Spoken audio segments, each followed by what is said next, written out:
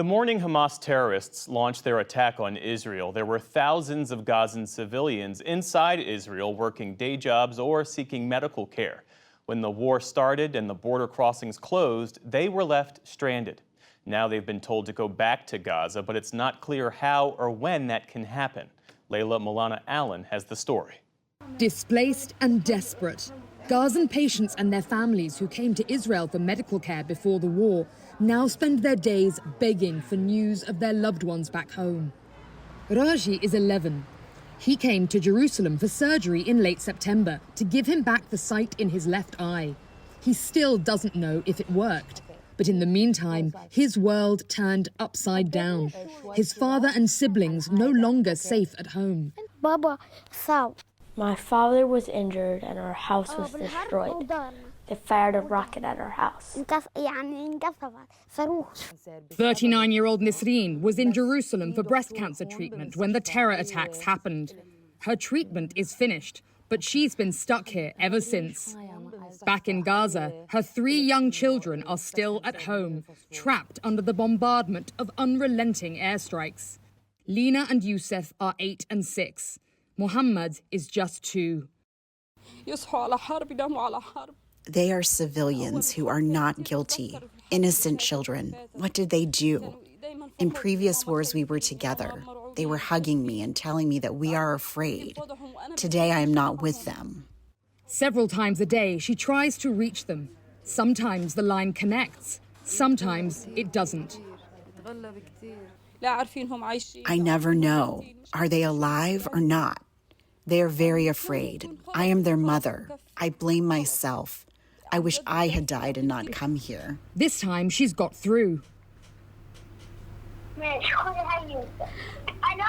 Hello, my love. How are you, Youssef? Are you happy?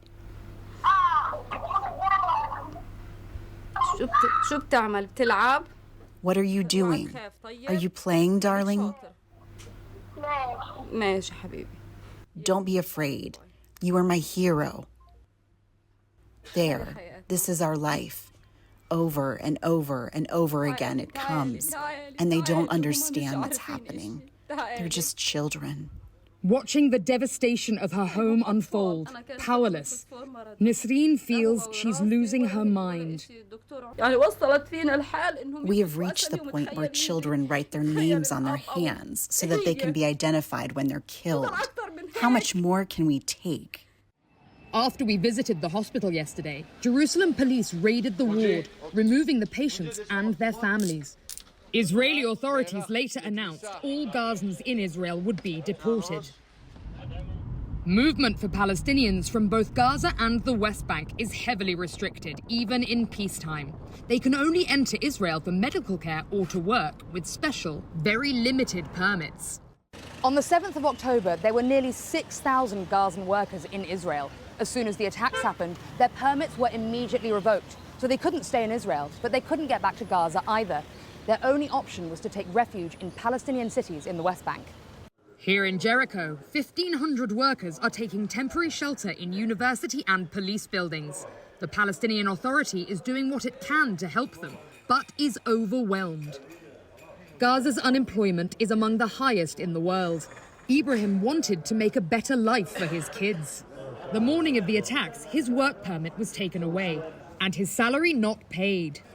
Last week, his sister and 4 of her children were killed in an Israeli airstrike in central Gaza. For more than 2 days, they were under the rubble. She was holding her children, but no one was able to save her. Ibrahim's wife and kids are sheltering near Al-Quds Hospital in Gaza City. This week, the IDF ordered the hospital to be evacuated, but the wounded and homeless staying there say they have nowhere else to go. Since yesterday, my children have not eaten bread or water. They have nothing. Our bodies are here, but our minds and our hearts are in Gaza. I hate the night. I pray to God that it will remain daytime, because the night is a torment for them there. For now, Ibrahim just wants to get home to his family. If they survive the war, he knows the road ahead will be long. We can all see what's happening. Gaza will need 20 years to rebuild. For the PBS NewsHour, I'm Layla Milana Allen in Jericho, the West Bank.